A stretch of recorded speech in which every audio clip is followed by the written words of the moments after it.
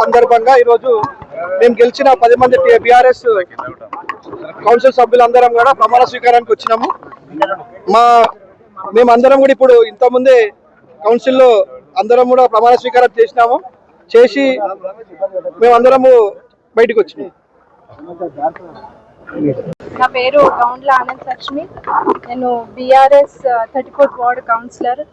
ఈరోజు ఇక్కడ oath ceremony జరగబోయింది కాబట్టి ప్రతి ఒక్కరికి ఈరోజు ప్రమాణం స్వీకారం తీసుకున్న ప్రతి ఒక్క కౌన్సిలర్కి కంగ్రాచులేషన్స్. ఇంకా త్వరలోనే మేము ఇంకా మీటింగ్స్ అవుతాయని ఎదురు చూస్తున్నాను. ఎందుకంటే లాస్ట్ టైం నేను సెకండ్ టైం కౌన్సిలర్ ఉండి కూడా మాకు లాస్ట్ టైం చాలా తక్కువ మీటింగ్స్ జరిగినాయి. ఎందుకంటే వాళ్ళ ఇంటర్నల్ థింగ్స్ వల్ల మేము సఫర్ అయినాం, కౌన్సిలర్ సఫర్ అయ్యారు, దానివల్ల మా ప్రజలు సఫర్ అయ్యారు. అందుకని ఈసారి మాకు తెలుసు మేము ఎంత కష్టంగా గెలిచినాం, అది మాకు తెలుసు. అందుకే ఒకటే రిక్వెస్ట్ చేసిన, లాస్ట్ టైం అయినా తప్పు ఈసారి రిపీట్ చేయొద్దని.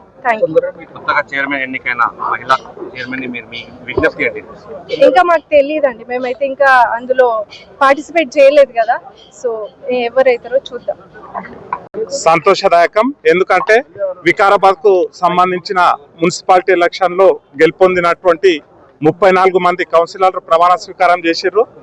వారందరికీ కూడా పేరున ప్రత్యేకంగా శుభాకాంక్షలు తెలియజేస్తూ ఈరోజు మరి మా బీఆర్ఎస్ పార్టీ తరఫున కూడా 11 మంది కౌన్సిలర్లు ప్రమాణ స్వీకారం చేయడం జరిగింది. మాతో పాటు 10 మంది పార్టీ మారిన ఒక అతను కాంగ్రెస్ పార్టీతో ఉన్నాడు. ఏదేమైనా వికారాబాద్ పట్టణ ప్రజలు చాలా మంచిగా ఆలోచించి ఓటింగ్ చేయడం జరిగింది. కానీ ఏదైతే అధికార పార్టీ ఉందో, అధికార పార్టీ చేసినటువంటి జిమ్మికులకు, అధికార పార్టీ చేసినటువంటి ప్రలోభాలకు, బెదిరింపులకు కొంత లోనై ఈరోజు మేము చైర్మన్ కైవసం చేసుకోలేకపోయినాం. అది కొంత బాధాకరం. అయినప్పటికీ ప్రజాక్షేత్రం లోపల కొట్లాడి 10 మంది కౌన్సిలర్లు గెలిచిర్రు.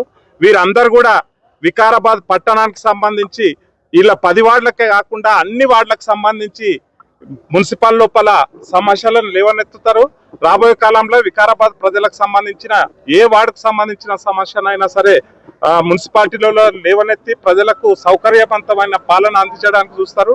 నేను ఇంకోటి, కాబోయే చైర్మన్ కానీ వైస్ చైర్మన్ కానీ వికారాబాద్ పట్టణ అభివృద్ధి మీద దృష్టి పెట్టాలి. ఎందుకంటే అధికార పార్టీ వచ్చి 2.5 సంవత్సరాలైనా వికారాబాద్లో ఎక్కడ వేసిన గొంగడి అక్కడనే ఉంది. మళ్ళీ రోడ్లు కావచ్చు, డ్రైనేజ్ కావచ్చు, లైటింగ్ వ్యవస్థ కావచ్చు, ఏ ఇతరత్ర సమస్యలు అయితే పేర్కొని ఉన్నాయో వార్డులలో వాటి మీద కొత్త చైర్మన్, కొత్త వైస్ చైర్మన్, మొత్తం పాలకవర్గం దృష్టి సారించి ఈ వికారాబాద్ను మంచి అభివృద్ధి పథంలో నడిపించాలని వారిని కూడా కోరుకుంటూ, ప్రెస్ మిత్రులకు కూడా ఈరోజు మరి లోపలికి అవకాశం ఇవ్వలేరని తెలుస్తున్నది ఇప్పుడే. ఇది చాలా బాధాకరం.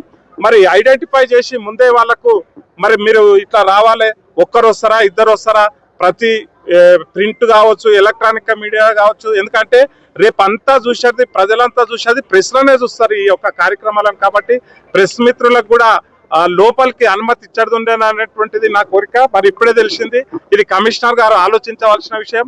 ఇప్పటి నుంచి ప్రెస్లకు కూడా ప్రతి దాంట్లో అవకాశం ఇవ్వాలని కోరుకుంటూ మరోసారి వికారాబాద్ పట్టణ ప్రజలకు, ఇప్పుడు ప్రమాణం స్వీకారం చేసిన కౌన్సిలర్లకు శుభాకాంక్షలు తెలియజేస్తున్నాను. నిజంగా వికారాబాద్ పట్టణ ప్రజలు ఎంత తిడుతున్నారంటే ఆ విషయం మీద, మేం బీఫారం ఇచ్చినాక మా దగ్గర 1:30 బీఫారం తీసుకొని 3 గంటల వరకు అంటే టైం ఇచ్చే టైం ఉంటే వాళ్ళు ముందే విడ్రాల్ చేసుకొని మేము బీఫారం చేసిన వ్యక్తిని యునానిమస్ చేసుకొని టైం అయిపోయిన తర్వాత కండువా వేసుకున్నారు. అంటే వాళ్ళు ఎంత అధికార పార్టీ ఎంత భయానక పరిస్థితిలో ఉన్నది చూడండి. అంటే చైర్మన్ మేము కామేమో అని వాళ్ళు ఇష్టానుసారంగా ప్రలోభాలకు గురి చేసిర్రు, భయపెట్టిర్రు. ఆయన ఒకటి, తర్వాత ఫస్ట్ వార్డుకు సంబంధించింది కూడా లాస్ట్ మూమెంట్ లో తెచ్చి విడ్రాల్ చేపించారు. మరి ఏం భయపెట్టిర్రు, ఏం ప్రలోభాలు చేసిర్రు ఆ పార్టీకి, కాంగ్రెస్ పార్టీకే ఎరక, ఆయన కౌన్సిలర్కే. ఇది ప్రజలు చాలా తిరస్కరిస్తున్నారు. వికారాబాద్ లో ఇప్పుడు ఆ వార్డులకు పోయే పరిస్థితి లేదు. ఎవరైతే ఏకగ్రీవం అయ్యిండ్రో మా పార్టీ తరఫున వాళ్ళు ఆ వార్డులకు పోయే పరిస్థితి లేదు ఇప్పుడు. ఇంకోటి తొందరగా ఇప్పుడు జరిగిపోయి ఇప్పుడు ఎలక్ట్ అయిన చైర్మన్ గారికి మరియు వైస్ చైర్మన్ గారికి మా విన్నపం ఏమంటే కమిషనర్ గారికి కూడా ఇప్పటికే 2 years అయిపోయింది, ఇప్పటి వరకు కూడా ఎవరు కూడా ప్రత్యేక అధికారులే ఉన్నారు. ఇప్పటికైనా తొందరగా ఇప్పటికైనా ఎలక్షన్స్ అయినాయి, ఇప్పటికైనా తొందరగా కమిషనర్ గా తెప్పిస్తున్నామంటే తొందరగా కౌన్సిల్ మీటింగ్ పెట్టి వికారాబాద్ పట్టణంలో ఏమేమి సమస్యలు తొందరగా తెలుసుకొని దాన్ని మొత్తంగా తీర్చాలని చేస్తున్నారు. ఎందుకంటే గత 2 సంవత్సరాల నుంచి కూడా ఎవరు ఏమేమి చేసారో ఎవరికి తెలియదు. సో ఇప్పటికైనా తొందరగా కౌన్సిల్ అయ్యి స్టార్ట్ అయినందుకు తొందరగా కౌన్సిల్ మీటింగ్ ఫస్ట్ మీటింగ్ పెట్టి అన్ని సమస్యలు తెలుసుకోవాలని చైర్మన్ గారిని కోరుకుంటున్నాను. జిల్లాలో నాకు కూడా మున్సిపాలిటీస్ లో చైర్మన్ అభ్యర్థులు కాంగ్రెస్ అభ్యర్థులు గెలిచారు. దాని మీద నిజంగా రోహిత్ రెడ్డి గారి విషయాన్ని తీవ్రంగా ఖండిస్తున్నాం. ఎందుకంటే అనవసరంగా ఆయన మీద అక్రమ కేసు బనాయించడానికి చూస్తారు. ఎందుకంటే వాళ్ళ పార్టీ ఎంత పటిష్టంగా ఉన్నదో ఆ పటిష్టతను చూసి ఓర్వలేక మున్ముందు మాకు ఈ బీఆర్ఎస్ ద్వారా ఏం ఎఫెక్ట్ అవుతుందని పరిగి విషయానికి కూడా వస్తే భయభ్రాంతులకు గెలిచినటువంటి కౌన్సిలర్లను ఇండిపెండెంట్ భయభ్రాంతులకు గురి చేసి ఈరోజు వాళ్ళు చైర్మన్ పీఠం కైవసం చేసుకుని కలుస్తారు. ఈ కాంగ్రెస్ పార్టీ అంటేనే అది ఒక అరాచకమైనటువంటి పరిపాలన.